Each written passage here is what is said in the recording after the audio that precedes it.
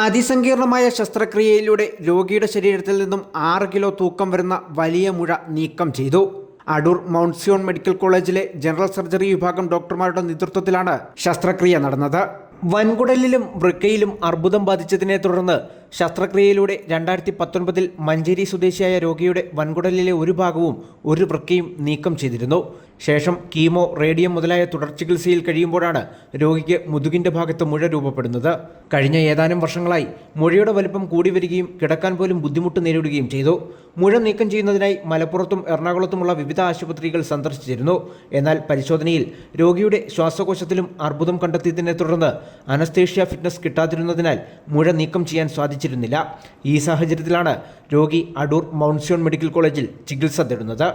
Mount Zion medical കോളേജിലെ department of anaesthesiology ഡോക്ടർമാരുടെ വിദഗ്ധ പരിശോധനയ്ക്ക് രോഗി വിധേയമാവുകയും അവരുടെ കൂട്ടായ പ്രവർത്തനത്തിൻ്റെയും തയ്യാറെടുപ്പുകളുടെയും അടിസ്ഥാനത്തിൽ സങ്കീർണമായ ശസ്ത്രക്രിയയ്ക്ക് വിധേയമാവുകയുമായിരുന്നു. ഡോക്ടർ രഘുകുമാറിന്റെ നേതൃത്വത്തിൽ ശസ്ത്രക്രിയ വിജയകരമായി അവസാനിച്ചു. അനസ്തേഷ്യ ഡോക്ടർമാരുടെയും ടെക്നീഷ്യന്മാരുടെയും ഓപ്പറേഷൻ തിയേറ്റർ സ്റ്റാഫുകളുടെയും പോസ്റ്റ് ഓപ്പറേറ്റീവ് കെയർ സ്റ്റാഫുകളുടെയും കൂട്ടായ പ്രവർത്തനത്തിന്റെ ഭാഗമായി രോഗി ഇപ്പോൾ ആരോഗ്യവാനും ആശുപത്രിയിൽ നിന്നും ഡിസ്ചാർജ് ആവുകയും ചെയ്തു. മുമ്പും ഇത്തരത്തിൽ അതിസങ്കീർണമായ ശസ്ത്രക്രിയകൾ Adoor Chayalode mount Zion medical കോളേജിൽ നടത്തി വിജയകരമാക്കിയിട്ടുണ്ട്. വിദഗ്ധ ഡോക്ടർമാരുടെ സേവനമാണ് ആശുപത്രിയിൽ നിന്നും രോഗികൾക്ക് ലഭിക്കുന്നത്. അത്യാധുനിക ഉപകരണങ്ങൾ ഉൾപ്പെടെ സജ്ജമാക്കിയിട്ടുള്ള മെഡിക്കൽ കോളേജ് ആശുപത്രിയിൽ രോഗനിർണയത്തിനും വേഗം സാധിക്കുന്നു എന്നതാണ് എടുത്തു പറയേണ്ടത്. News bureau, Pathanamthitta.